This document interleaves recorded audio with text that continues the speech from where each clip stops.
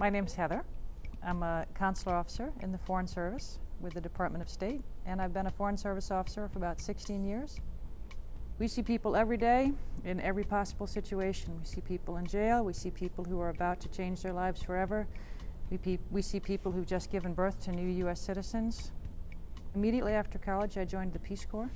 So I spent 2 years in Kenya with the Peace Corps, teaching English and doing a variety of things the Peace Corps volunteers do. And I knew then I was excited about working overseas, but I didn't know much about the State Department. I met a diversity candidate one time. I was working in Eastern Europe, and this gentleman was, for lack of a better word, a rocket scientist, to use the technical term.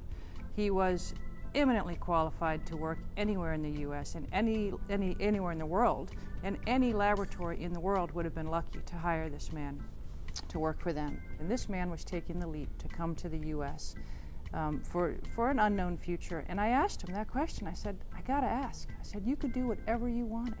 Clearly you have a good job and you're in a good setting here. May I ask why you're coming to the U.S.? He said, I want to be with the best. I want to have the best opportunities in the world. I want to be an American. Who gets that in their job? We get that in our job. So there's a high for you in visa work.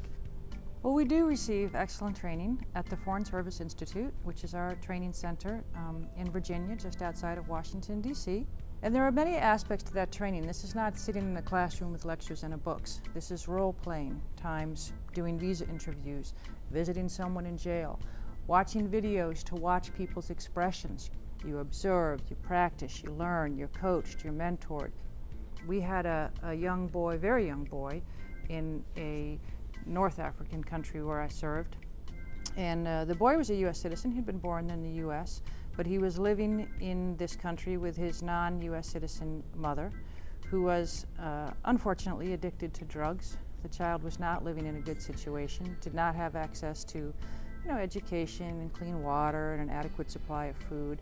And the boy was lucky, though. The case was brought to our attention by a concerned American. We worked with the Office of Overseas Citizen Services here in Washington. We worked with other relatives of the boy in a Midwest state in the U.S.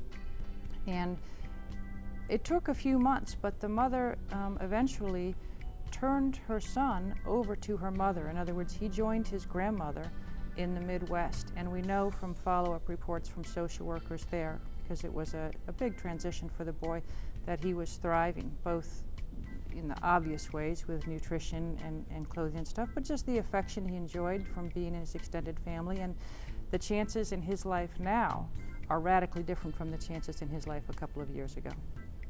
So once again, we made a difference.